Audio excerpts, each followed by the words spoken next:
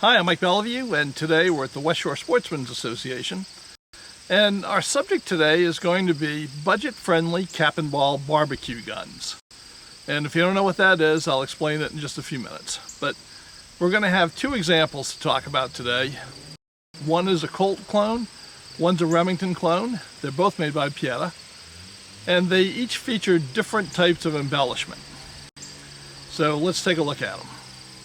All right, now to start off, you might be wondering exactly what is a barbecue gun. And there are certainly parts of the country where you're not going to hear that phrase. And the term barbecue gun is a term of art. It's not a term of science.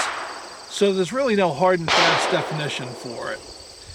What you should think of it as is a gun that you would wear to a special occasion like a barbecue or a fiesta, or even in the old days a big political rally when you were running for county sheriff, that would be a fully capable handgun, capable of doing the job, but with a fit and finish and embellishments that take it way beyond your daily carry gun. So essentially it's a special occasion gun. Two things that you're going to find on almost any barbecue gun are engraving, or at least a better class of finish, and enhanced grips. Maybe they'll be ivory, maybe they'll be carved, maybe they'll be pearl, maybe an exotic wood, but something better than the duty grips. And those are two things that differentiate most barbecue guns from your carry gun. Now, before we go any farther, I want to address the term barbecue gun. Like I said, barbecue gun's a term of art, and I'm only using it because people who are familiar with that term know exactly what I'm talking about when I say barbecue gun. But I've been reliably informed by my friend Sheriff Jim Wilson that actual Southwestern gun aficionados, for lack of a better term, just don't use the term barbecue gun at all. It's just not used among any of his friends. And believe me, Jim is a real deal. I mean, he did 30 years in Texas law enforcement. He was the chief deputy of Denton County. Worked undercover, he's worked narcotics, he's worked everything. And he did 9 years as the sheriff of Crockett County down close to the Big Bend area in Texas. And when it comes to Southwest gun culture, Jim Wilson's a guy I'm going to trust to give me the straight scoop. And he's also one of the best gun writers of his generation. So for you younger guys who might not be familiar with him, you really should look up some of his articles. He's still actively writing. And Jim is one of the best that there ever was, and the best that is.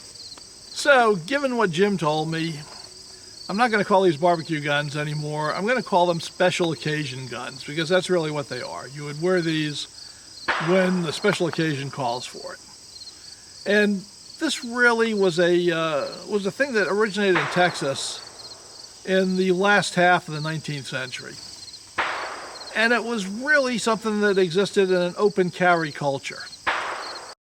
And primarily lawmen were the ones who took advantage of it, because even in the 19th century, you couldn't carry guns in Texas unless you were on a peaceable journey, unless you had a law enforcement badge. So from Texas, it kind of spread across the Southwest to a tradition of wearing a better gun on special occasions. As I said, this was mostly an open carry thing, but these days, your opportunities to wear a special occasion gun at open carry have shrunk down pretty far. So people might still wear a special occasion gun to church on Sunday, but they're wearing it under their suit coat, so it doesn't frighten the horses, and that is a shame. But there is a venue where you can wear your special occasion gun openly and proudly, and that's at most SAS matches. Single Action Shooting Society, Cowboy Action Shooting, whatever you want to call it, because everyone carries open there. And at the larger matches, particularly the regionals or the nationals, besides the shooting itself, you have actual social events that are dress-up events. You have balls, You have dinners, you have barbecues, you have social mixers, and that's a perfect place to wear your special occasion gun, even if you don't use it as a main match gun. So, as I said, these are special occasion guns, and really, they can be incredibly expensive, and traditionally they have been. I'm going to show you two of Jim Wilson's special occasion guns. One is a beautiful Colt single action revolver that he had engraved, and you can see it has beautiful grips, beautiful engraving, the perfect special occasion gun. And the other one is one of his 1911s that was factory engraved. And even with a blue finish, this is a gorgeous gun. So these are the typical special occasion guns that you would see out in the world. But at SAS, we've got a little more latitude. And of course, these guns would cost a fortune to have custom engraving. You know, ivory grips can no longer be had for legal reasons, which I think is a shame, by the way. I've always enjoyed ivory grips. So now we have poly ivory, but you can still get real pearl, you can still get real stag. So if you want a special occasion gun and you don't want to break the bank, there are some options, and particularly if you're a cap and ball shooter. Pietta is doing factory engraving. They do a laser engraving on their guns, and it has come a long way over the years. So I'm going to show you two examples of special occasion guns from Pietta that are laser engraved. The finishes are quite different on them, but each one is beautiful in its own right, and they are perfect for your special occasion at SAS. And even if you're shooting cartridge guns for the main match, you might want to drop one of these in a holster to go to SAS barbecue or mixer and be the talk of the town. So the first gun we're going to look at is called the Captain Schaefer gun. It's an 1851 Navy revolver. It has a 4-inch barrel, which is very unusual. And this gun is actually based on an original. And the original sold at auction not that long ago, so I can show you exactly what the original looked like compared to the copy that I have. Now, the way the Captain Schaefer comes, it is fully laser engraved, and it's scroll work, and it actually looks very nice. Now, the thing about laser engraving is it's not very deep. So certainly it's not going to, it's not going to be like Nimsky engraving or Helfrich engraving. You know, it's cut with a graver deep into the steel. But it's still beautiful. And the way that Pietta shades it gives it a good three-dimensional effect that I think looks very good. Much better than, say, their first efforts 20 years ago. These days, you would not be ashamed to carry this gun at all. It's a very good-looking 6 gun. It's fully in the white. 36 caliber, 1851 Navy. It comes with poly ivory grips. Poly ivory is something like Naga tusk, right? The tusks of the Naga beast that give us Naga hide. So basically it's pure plastic. And I have to say the grips that come with the Captain Schaefer are the weakest part of the presentation. They are plasticky plastic.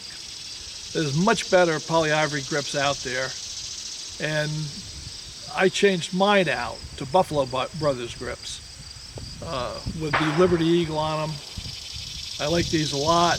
They're good looking, but there are other brands of better ivory grips out there that are plain ivory, if that's the way you want to go, that'll give you some grain pattern in them and really look a lot like real ivory. These do not look like real ivory. They're very light.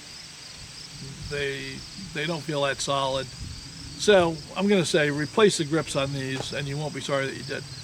And good grips are very important because obviously what shows in the holster on these guns is the grips, right? So you want to have grips that make an impression, that make a statement right out of the bag, because they won't be able to see a whole lot of the engraving when it's in the holster, but they're going to see the grips first thing. Like I said, the holster is almost as important as the gun. In this case, I'm using a carved Slim Jim holster. It was made by Marty Overstreet, a Circle Bar T leather. Excellent maker. And as I say, you need an appropriate holster for a special occasion gun, and this is it. thing about special occasion guns is they've got to look great, but they've got to perform as well as your everyday carry gun. Right? You can't just have some beautiful gun that won't shoot. So let's take the Captain Schaefer out and ring a little steel with it. And I'm just going to warn you right off the bat that this is only the second time shooting since I had my accident. And I'm not 100%, so if I hit the steel at all, I'm going to be a happy camper. So let's go out, take a look at Evil Roy.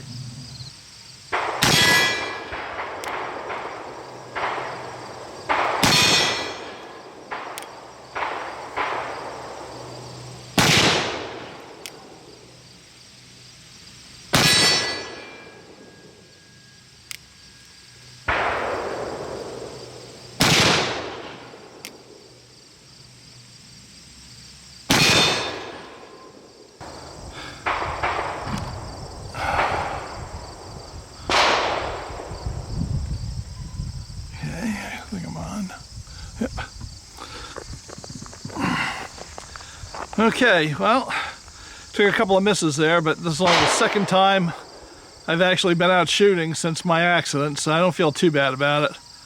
I'm not all the way back yet, but I'll get there. So the second special occasion gun we're going to look at is a Remington New Model Army revolver, also made by Pietta.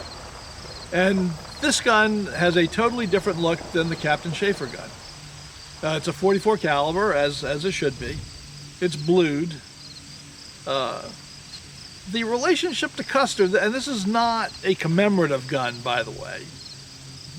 I mean, Pietta seems to think this is a gun that Custer might have carried. I know he had Remingtons, but I know he had Remington cartridge conversions. As far as I can tell, he never had a presentation grade pair of Remington revolvers given to him. Now, I know he had a presentation grade pair of Colt 1861 Navy revolvers given to him. They look like this. Now this is a non-firing replica. Here's the real gun. I've got a non-firing replica that I have of that gun. The real gun, you can see, is worn down quite a bit, the gold plating on the cylinder, because apparently he actually carried these guns, which is insane, throughout the Civil War. They were presented to him when he made general by an admirer. And they're beautiful guns, and he carried them in a pommel holster, knocking around throughout the war. And how crazy is that? But he had a lot of guns over his life, but I never have seen any evidence that he had a Remington like this. So let's just call this a fantasy gun, not a Custer gun. But it's very nice, and it's quite different from the Captain Schaefer. As I said, it's blued, and the engraving is really gold-filled, let's say, or silver-filled. It's cut, filled, and flush with the finish of the gun. So it's not indented engraving. It's really an inlay across the whole gun. And it's all scroll work across the frame, and then there's work on the cylinder. And it's all smooth. It's not, not like cut engraving at all. It's all inlaid work. Quite different from the Captain Schaefer, but also very nice, beautiful in its own way. And if you're a Remington fan, this is a great gun to have. And it actually comes in a nickel finish as well with poly ivory grips. So you can get it blued or you get it nickeled. I decided to go with the blued because I wanted to contrast it with the white finish on the Captain Schaefer gun. Didn't want too much samey, you know. Now what I did do, this gun had very nice walnut grips. But as I said, grips matter on a presentation gun because the grip is what sticks out of the holster, is what you're going to see. So Magnatusk, and I told you there are better sources of poly ivory than the stuff that comes on Captain Schaefer. Well, the Magnatusk grips are grips that I would recommend as great replacements. They are much better made, very solid. The ones I have on here are very aged. They're kind of like mammoth ivory, and they're carved. They're deeply carved and engraved. So it kind of mimics the embellishment on the frame of the gun. And that's really a nice touch. So I really like these. They're not bright white. They're kind of a brownish off-white, which I think looks really good on here. So if you want to make a statement, these are great grips to do it in. And you can get similar grips for some of the Colt guns as well. Not quite like these. I think Remingtons are the only ones you're going to find exactly like these. But another great gun, a standout, 8-inch barrel. Once again, you're going to want to put it in a good holster, which we've got over here. Another beauty. You want real leather, you want them carved, you want them conchoed, you want to do the whole job, because remember, this is for special occasions only. But it's another beautiful gun, and just like Captain Schaefer, we're going to take it out, and we're going to put it on Little Roy, and we're going to see if it can do the job. So let's go out and ring a little steel with it.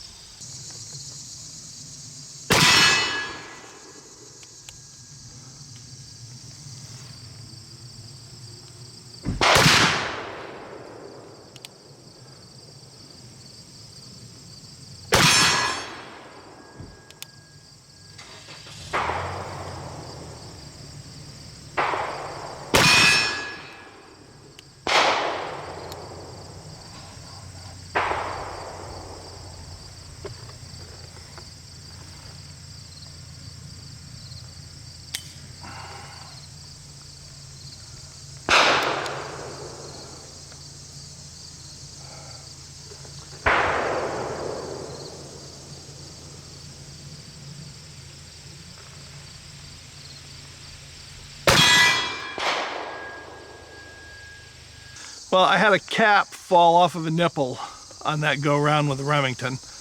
Other than that, performed fine. So we'll just recap it and fire it out and we'll be all done.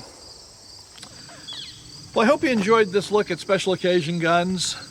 There are many more out there, and if you have the budget for it, you can certainly take a plain Jane gun and send it to your favorite custom gun shop and have them improve the finish, do some beautiful cut engraving on it, set it up with some fancy stocks, and you can spend about $2,000 or $3,000 and that'll be beautiful. But if you only have $500 in your pocket, you can still get a beautiful special occasion gun like one of the two I just showed you, and take those to your next SAS mixer. So give it some thought. And I'll be coming to you pretty soon with a couple of new history deep dive videos. And until then, bye.